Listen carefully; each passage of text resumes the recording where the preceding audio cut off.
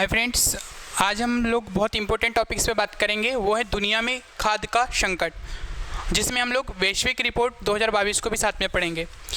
तो आज का जो टॉपिक है बहुत ज़्यादा इंपॉर्टेंट है। किस किस मतलब सीधा डायरेक्ट हम लोग बताते भी किस किस पेपर के लिए, है ना। पहली चीज़, paper number GS number 2, GS number 3, ठीक है ना, और जीएस नंबर 4 के साथ में इसको हम जोड़ के चलेंगे। ठीक है, ये तीनों के लिए क्या है, बहुत ज़्यादा इंपॉर्टेंट है। ठीक है, और इसके साथ में हम लोग प्रीवियस ईयर का जो पेपर है और जिस पेपर में जो क्वेश्चन बन के आया है उसके ऊपर भी चर्चा करेंगे। ठीक है, तो हम इसका पहले देखते हैं इंट्रोडक्शन देखते हैं। ठीक है, इंट्रोडक्शन देखते हैं इसका पहले। सबसे पहले दुनिया भर में भूख का स्तर नई ऊंचाइयों पर है। 43 देशों में लगभग 49 मिलियन लोग आपातकालीन स्तर की भूख का सामना कर रहे हैं। गंभीर रूप से खाद्य असुरक्षित लोगों की संख्या केवल 2 वर्षों में दुगनी हो गई है। महामारी से पहले 135 मिलियन से बढ़ करके 276 आज मिलियन हो गई है। तो थोड़ा सा ध्यान से देखो, जो खाद्य का संकट है कोविड-19 के बाद 2020 के बाद में किस तरह से बढ़ गया है। दुनिया में भूख का स्तर नई ऊंचाई ऊपर है। मतलब जो भूख है लगातार, मतलब भूख की दर बढ़ती जा रही है। भूख का दर मतलब कि खाने की कमी होती जा रही है और लोग इससे बहुत ज़्यादा परेशान हैं। 49 मिलियन लोग 43 देशों में 49 मिलियन लोग आपातकालीन स्तर की भूख का सामना कर रहे हैं।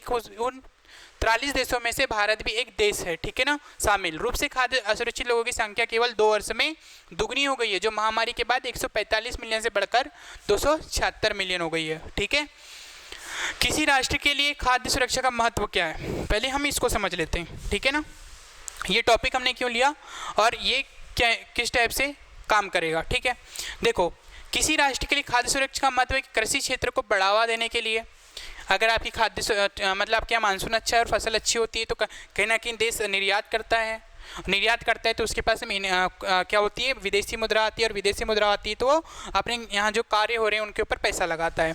ठीक है, खाद्य पदार्थों की कीमत पर नियंत्रण रखने के लिए कि एकदम से महंगाई, अगर आपके पास में आपके यहाँ कृषि नहीं हो रही है, फार्मिंग नहीं हो रही है, तो फिर जो शॉर्टेज हो जाएगा सामान का, और उससे क्या होगा, खाद्य पदार्थों की कीमत पर नियंत्रण, मतलब महंगे हो जाएंगे। अगर आपके यहाँ फसल अच्छी है और चीज़ें समय पे मिल रही है तो वो नियंत्रित रहेंगी। महंगाई को कहीं ना कहीं नियंत्रित करने के लिए, आर्थिक विकास, रोजगार के सृजन के लिए, आर्थिक विकास के लिए और रोजगार के सृजन के लिए ये बहुत ज़्यादा इंपॉर्टेंट है। ठीक है, व्यापार के अवसरों के लिए, भाई अगर कृषि क्षेत्र कितना बड़ा मतलब कि सेक्टर है जो लोगों को न केवल एम्प्लॉयमेंट देता है बल्कि एक अच्छा खासा मार्केट भी तैयार करता है। वैश्विक सुरक्षा और स्थिरता वृद्धि के लिए, वैश्विक सुरक्षा मतलब लोगों की सुरक्षा के लिए और स्थिरता के लिए। एग्जाम्पल के लिए जैसे यूक्रेन और रूस के बीच जैसे ही अगर विश्व में अभी लड़ाई चल रही है और जैसे युद्ध लड़ रहे थे तो गेहूं की कीमत, मतलब गेहूं का सबसे ज़्यादा क्या करते हैं, उत्पादन करते हैं दो मुख्य रूप से देश, तो क्या हो गया था, एक संकट पैदा हो गया था। उदाहरण लिख सकते हैं आप, बेहतर स्वास्थ्य और स्वास्थ्य देखभाल के लिए। ठीक है, उसके बाद में ये किसी राष्ट्र के लिए खाद्य सुरक्षा का महत्व है। किसी राष्ट्र का मतलब कि दुनिया के 100 जितने देश हैं ना, उनके लिए बहुत ज़्यादा इंपॉर्टेंट रखता है क्या, कृषि क्षेत्र या खाद्य क्षेत्र। ठीक है ना, कृषि होती तभी तो खाद्य होता है। तो ये ना केवल अमेरिका के लिए, ना लंदन के लिए, बल्कि ऑस्ट्रेलिया की, ना न्यूजीलैंड के लिए, बल्कि पूरे दुनिया के लिए बहुत ज़्यादा इंपॉर्टेंट रखता है। उसके बाद में देखते हैं इसके ऊपर, खाद्य संकट के ऊपर क्या आई थी, वैश्विक रिपोर्ट आई थी 2022 की। ठीक है ना, अभी फिलहाल में आई है। इसे हाल ही में ग्लोबल नेटवर्क ऑर्गेट फूड क्राइसिस द्वारा जारी किया गया है। किसके द्वारा, global network against food crisis, GNFC के द्वारा। ठीक है ना, यह रिपोर्ट GNFC का प्रमुख प्रकाशन है और इसे खाद्य सुरक्षा सूचना नेटवर्क द्वारा सहायता प्रदान की जाती है। वैश्विक स्तर पर लगभग 40 मिलियन से लेकर के अधिक लोगों ने 2020 की तुलना में 2021 में संकट बत्तर स्तर पर तीव्र खाद्य सुरक्षा का अनुभव किया। ठीक है ना, जो वर्ल्ड में 40 मिलियन से अधिक लोगों ने 2020 की तुलना में 2021 में संकट या बत्तर स्तर पर तीव्र खाद्य असुरक्षा का अनुभव किया। 5 लाख से अधिक इथोपियाई, दक्षिणी मेडागास्कर, दक्षिणी सुडानी, यमनवासी तीव्र खाद्य सुरक्षा से पीड़ित है। ठीक है ना, 2021 में 43 देशों या क्षेत्रों में 193 मिलियन से अधिक लोगों ने संकट या इससे भी बत्तर स्तर का तीव्र खाद्य सुरक्षा का मतलब कि सामना किया। ठीक है,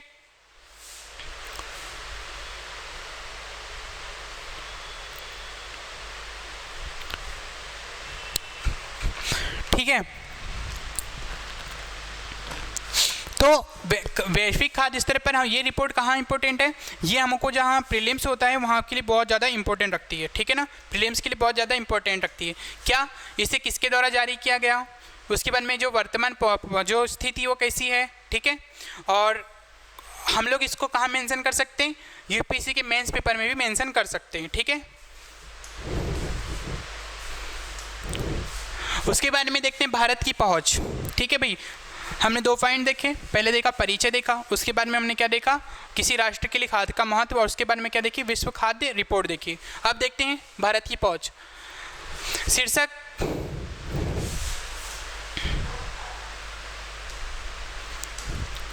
शीर्षक भारत के पारंपरिक दार्शनिक दृष्टिकोण से वसुधैव कुटुंबकम पृथ्वी एक परिवार है की अवधारणा का आह्वान करता है, ठीक है ना। वसुधैव कुटुंबकम पृथ्वी एक है परिवार की अवधारणा का आह्वान करता है, जिसने पिछले 75 वर्षों में संयुक्त राष्ट्र महासभा में सामूहिक प्रकृति को रेखांकित करने के लिए उद्धृत किए जाने के बाद बड़ी प्रासंगिकता हासिल की है। संकट और एक मेल खाती प्रतिक्रिया की आवश्यकता है, ठीक है।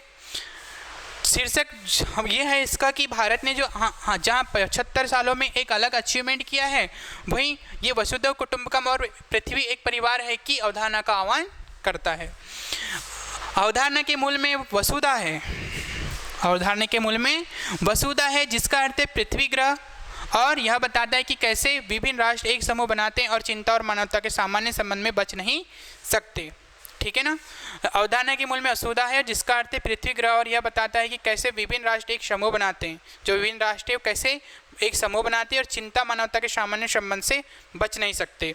अपने 2014 की संयुक्त राष्ट्र महासभा के संबोधन में प्रधानमंत्री नरेंद्र मोदी जी ने कहा, भारत एक पारंपरिक दृष्टिकोण दुनिया का एक परिवार के रूप में देखता है, और ये वसुधैव कुटुंबकम की वैदिक परंपरा से जुड़ा हुआ है, न केवल वैश्विक शांति, सहयोग, पर्यावरण संरक्षण के लिए इसकी प्रासंगिकता को रेखांकित करता है, बल्कि बढ़ती वैश्विक भूखमरी और किसी को भी पीछे न छोड़ने की सहित मानवीय प्रतिक्रिया है, ठीक है। तो ये आपको जो संबोधन है, ये मोदी जी का संबोधन आपको याद रखना है। क्या रखना है, भारत का पारंपरिक दृष्टिकोण दुनिया को एक परिवार के रूप में देखता है, यह वसुधैव कुटुंबकम की वैदिक परंपरा से जुड़ा हुआ है, न केवल वैश्विक शांति, सहयोग, पर्यावरण संरक्षण के लिए इसकी प्रासंगिकता को रेखांकित करता है, बल्कि बढ़ती वैश्विक भूखमरी और किसी को पीछे न छोड़ने की सहित मानवीय प्रतिक्रिया है, ठीक है। अब देखते हैं हम लोग समाधान क्या क्या है, इसके सॉल्यूशंस देखते हैं, ठीक है। क्या देखते हैं, सॉल्यूशंस देखते हैं। समाधान, विकास में निवेश। संयुक्त राष्ट्र के अनुसार इसके लिए केवल $300 मिलियन की आवश्यकता है। 1 वर्ष में खर्च किए जाने वाली विदेशी विकास सहायता का केवल 0.1% उस आंकड़े को परिप्रेक्ष्य में रखने के लिए पिछले 2 वर्षों में 62 नए राष्ट्र खाद्य अरबपति बनाए गए हैं। वैश्विक बाजार को स्थिर करें, हमें वैश्विक बाजारों को स्थिर करना होगा, अस्थिरता कम करना होगा और कमोडिटी की कीमतों की अनिश्चितता को निपटना होगा। हमें अब विशेषकर छोटी जोत वाले किसानों के लिए उर्वरक की उपलब्धता को बहाल करना होगा। जो छोटे किसान हैं उनको कहीं ना कहीं हमें क्या करना पड़ेगा, कहीं ना कहीं उनको बढ़ावा देना पड़ेगा। उसके बाद में भोजन का मौलिक मानव अधिकार है। भोजन क्या है, एक मौलिक अधिकार है, मानव अधिकार है। हमें मानवीय सहायता के माध्यम से और सामाजिक सुरक्षा प्रणालियों में निवेश करके तत्काल पीड़ा को कम करना चाहिए। खाद्य प्रणाली परिवर्तन और दीर्घकालिक दृष्टिकोण में निवेश करें। पिछले वर्ष संयुक्त राष्ट्र खाद्य प्रणाली शिखर सम्मेलन में प्रतिबंध है। देश विशिष्ट प्रतिक्रिया, उदाहरण के लिए यमन में खाद्य प्रणाली की राजनीतिक अर्थव्यवस्था में प्रमुख अक्षमताओं की पहचान करने पर ध्यान केंद्रित किया गया है। हैती अर्थव्यवस्था में के विविधीकरण, महिलाओं और युवाओं के लिए बेहतर आजीविका और कृषि और मत्स्य पालन के लिए राजनीतिक साझेदारी पर जोर दिया गया है। एफएपीओ समाधान, अंतर्राष्ट्रीय समुदाय खाद्य संकट के मूल कारणों को दूर करने के लिए बेहतर रोकथाम, प्रत्याशा और लक्ष्यीकरण की ओर बदलाव का आह्वान करता है। ठीक है, ये थे समाधान। टॉपिक को रिव्यू करता हूँ। खाद्य संकट पड़ा। खाद्य संकट में देखा कि विश्व में कैसे 43 देशों में 46 मिलियन से ज़्यादा लोग क्या है, भूखे मर रहे हैं। ठीक है, उसके बाद में हमने क्या देखा, उसके बाद में देखा कि एक राष्ट्र के लिए खाद्य का क्या इम्पोर्टेंस है।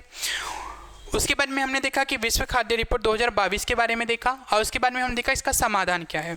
ठीक है, अब हम देखते हैं यूपीएससी ने जो पिछले साल खाद्य संकट से रिलेटेड क्वेश्चन पूछा है उसका एक एग्जाम्पल। 2019 यूपीएससी ये क्वेश्चन पूछता है कि भारत में गरीबी और भुखमरी के बीच संबंधों में अंतर बढ़ रहा है। किसके बीच? गरीबी और भुखमरी। गरीबी और भुखमरी ये दोनों चीज़ें अलग है। गरीबी का मतलब फटे कपड़े, छत में मकान नहीं होना, और भुखमरी का मतलब खाने के लिए खाना नहीं होना के बीच संबंध में अंतर बढ़ रहा है। सरकार द्वारा सामाजिक व्यय को कम करने से गरीबी और गैर खाद्य आवश्यक वस्तुओं पर अधिक खर्च करने के लिए मजबूर होना पड़ रहा है। जो सरकार है उसको सामाजिक न्याय को कम करने से और गरीबी को खाद्य आवश्यकताओं पर अधिक खर्च करने के लिए मजबूर होना पड़ रहा है, जिससे उनका खाद्य बजट कम हो रहा है। स्पष्ट करें इस क्वेश्चन को, समझे आप लोग।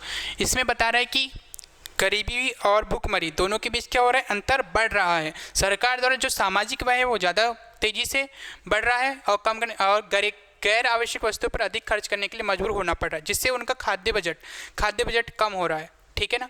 खाद्य बजट का मतलब जो खाद्य की संकट जो हो रहा है, जिसे हमको कृषकों के ऊपर खर्च करना चाहिए, वो कहीं ना कहीं क्या हो रहे हैं? कमी हो रही है। हम उनको कहीं मशीनें नहीं उपलब्ध करा पा रहे, जिसके कारण हमारे सामने क्या हो रहा है? एक संकट उत्पन्न है।